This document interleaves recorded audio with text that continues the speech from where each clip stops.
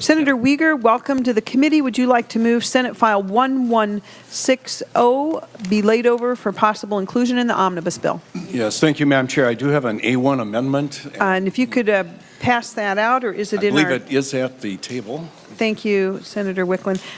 So if that, I would move Senator the author's amendment to be included with 1160 if you wanted to Is this the first stop?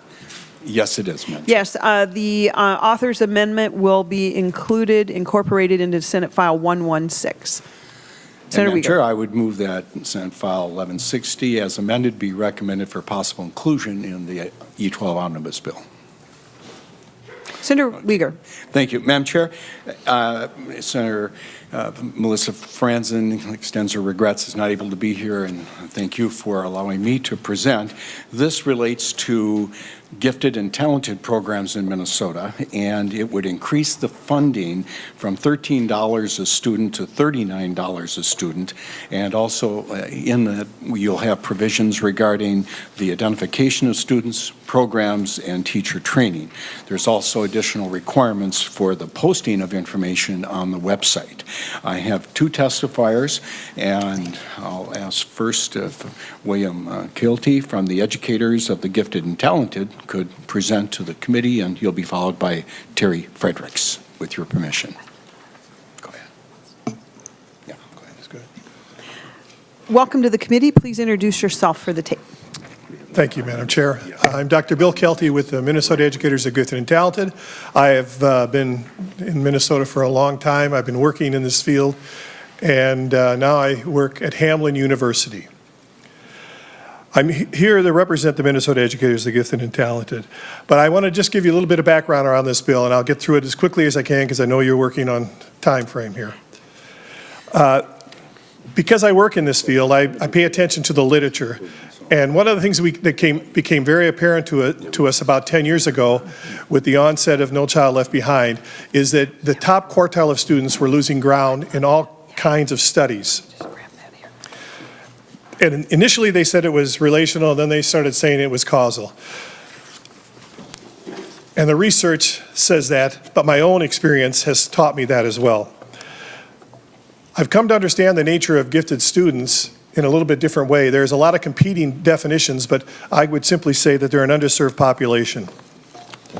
Despite legislative language that underwrites funding in our state for identification, programming, and professional development to prepare students to better engage gifted students in the classrooms, these gifted students, and there's about 90,000 of them in our state, they're languishing. They are not being engaged. They waste time and they wait to learn. Teachers, under pressure to bring the lowest performing students up to grade level, spend much of their focus covering content that many gifted students have mastered.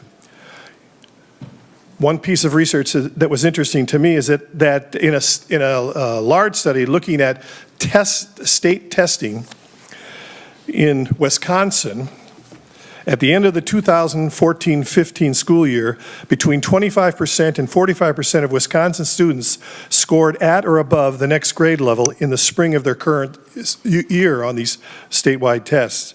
In other words, 38% of third graders already knew enough fourth grade math to pass. I got that. So, Minnesota students are no different than any other students. They are waiting to learn. We are told that we are a local controlled state, and I would qualify to say that, well, we're local controlled in some issues. We are asking for a funded mandate that counters the implicit message that guides practice in our schools. That implicit message, which holds teachers accountable, is communicated in a variety of messages in school board meetings and in the media, and it's clear. We must bring up the lowest performing students, and we don't argue that. But as a result, learning is targeted at the lowest performing students. We believe this legislation offers a solution. We are asking for a funded mandate that includes accountability system that goes beyond self-reporting.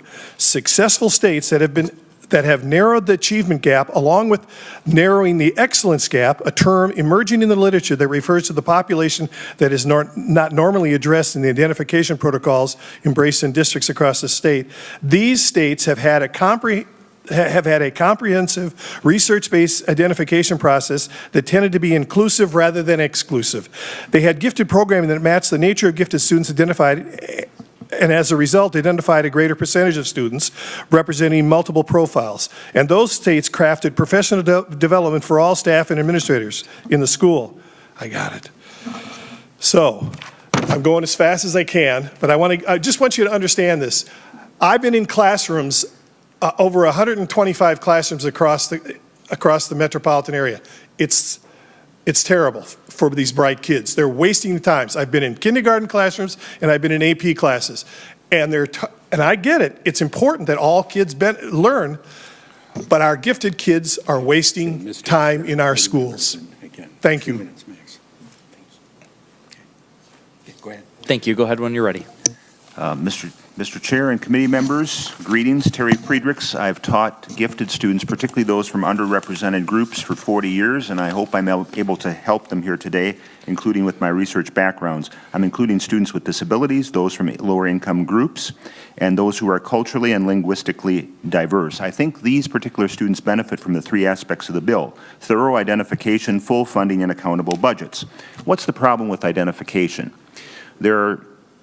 In many school districts in greater Minnesota, they never had enough money to get going on gifted education. The $13 a head wasn't enough to get started, so kids languish sitting there learning things. Some districts in greater Minnesota are fine, but others, kids can't learn things that are several grade levels above. They kind of sit there and await something to inspire them and to move them.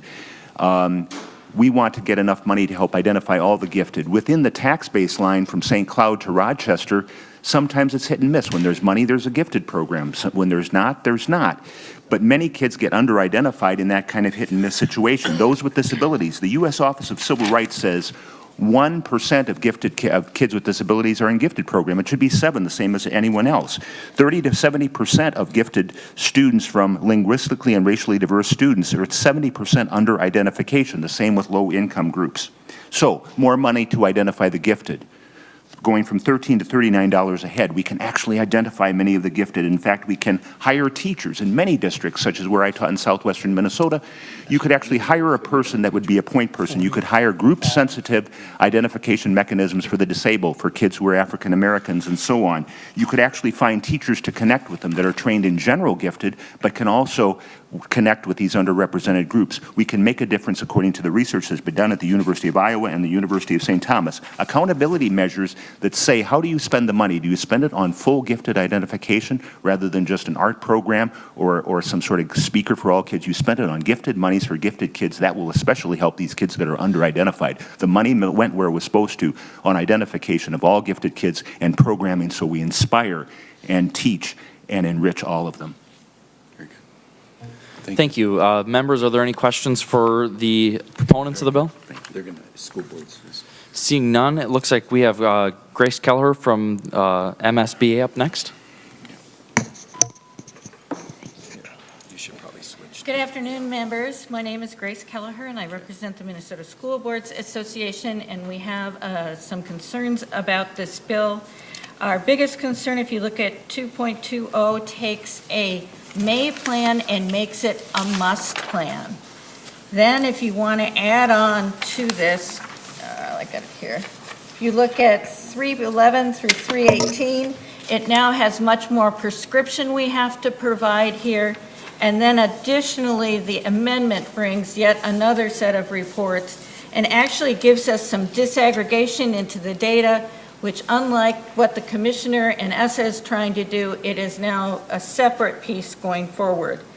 I want to encourage you, if you want to do this kinds of plans, these are under the world's best workforce.